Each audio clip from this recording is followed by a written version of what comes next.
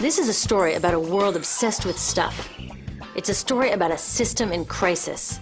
We're trashing the planet, we're trashing each other, and we're not even having fun. The good thing is that when we start to understand the system, we start to see lots of places to step in and turn these problems into solutions.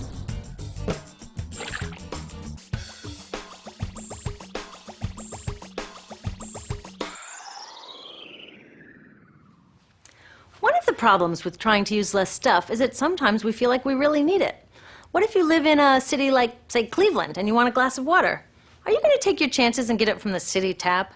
Or should you reach for a bottle of water that comes from the pristine rainforest of Fiji?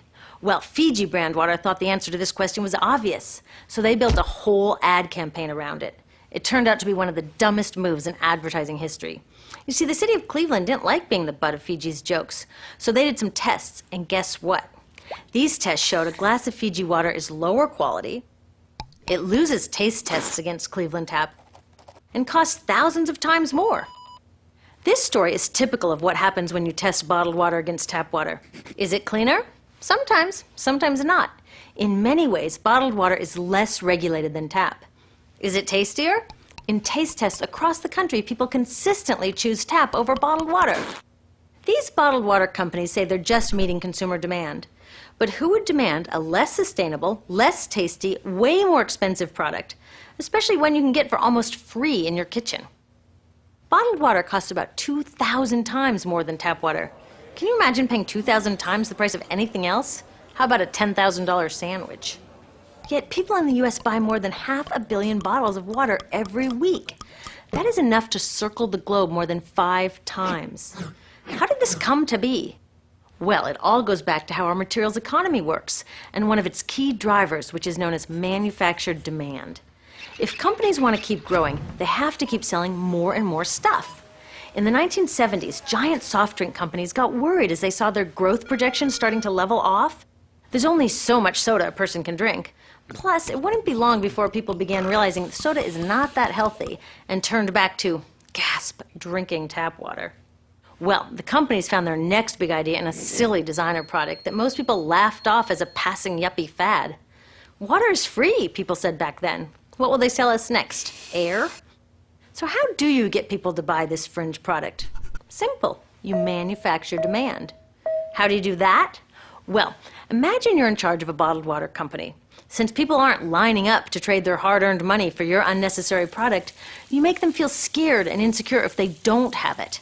And that's exactly what the bottled water industry did. One of their first marketing tactics was to scare people about tap water with ads like Fiji's Cleveland campaign. When we're done, one top water executive said, tap water will be relegated to showers and washing dishes. Next, you hide the reality of your product behind images of pure fantasy.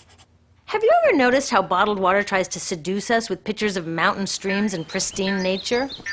But guess where 1/3 of all bottled water in the US actually comes from? The tap.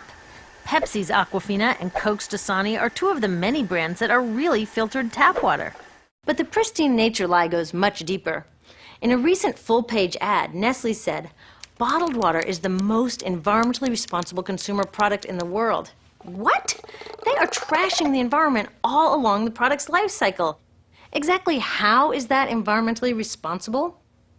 The problems start here with extraction and production, where oil is used to make water bottles. Each year, making the plastic water bottles used in the US takes enough oil and energy to fuel 1 million cars.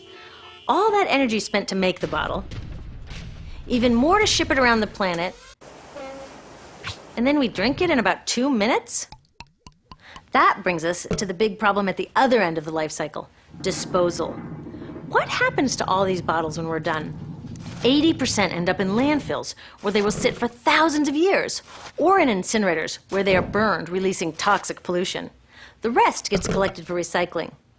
I was curious about where the plastic bottles that I put in the recycling bins go. I found out that shiploads were being sent to India, so I went there. I will never forget riding over a hill outside Madras, where I came face to face with a mountain of plastic bottles from California. Now, real recycling would turn these bottles back into bottles. But that wasn't what was happening here. Instead, these bottles were slated to be downcycled, which means turning them into lower quality products that would just be chucked later. The parts that couldn't be downcycled were thrown away there, shipped all the way to India just to be dumped in someone else's backyard. If bottled water companies want to use mountains on their labels, it would be more accurate to show one of these mountains of plastic waste. Scaring us, seducing us, and misleading us.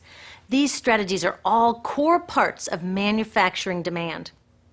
Once they've manufactured all this demand, creating a new multi-billion-dollar market, they defend it by beating out the competition. But in this case, the competition is our basic human right to clean, safe drinking water. Pepsi's vice chairman publicly said, "The biggest enemy is tap water." They want us to think it's dirty and bottled water is the best alternative. In many places, public water is polluted, thanks to polluting industries like the plastic bottle industry. And these bottled water guys are all too happy to offer their expensive solutions, which keep us hooked on their products. It is time we took back the tap. That starts with making a personal commitment to not buy or drink bottled water unless the water in your community is truly unhealthy. Yes, it takes a bit of foresight to grab a reusable bottle on the way out, but I think we can handle it. Then take the next step. Join a campaign that's working for real solutions, like demanding investment in clean tap water for all. In the US, tap water is underfunded by $24 billion, partly because people believe drinking water only comes from a bottle. Around the world, 1 billion people don't have access to clean water right now. Yet cities all over are spending millions of dollars to deal with all the plastic bottles we throw out. What if that money was spent improving our water systems, or better yet, preventing pollution to begin with? There are many more things we can do to solve this problem.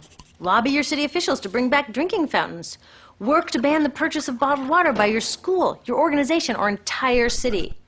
This is a huge opportunity for millions of people to wake up and protect our wallets, our health, and the planet. The good news is it's already started. Bottled water sales have begun to drop while business is booming for safe, refillable water bottles. Yay! Restaurants are proudly serving tap, and people are choosing to pocket the hundreds or thousands of dollars they would otherwise be wasting on bottled water. Carrying bottled water is on its way to being as cool as smoking while pregnant. We know better now. The bottled water industry is getting worried because the jig is up. We are not buying into their manufactured demand anymore. We will choose our own demands, thank you very much, and we're demanding clean, safe water for all.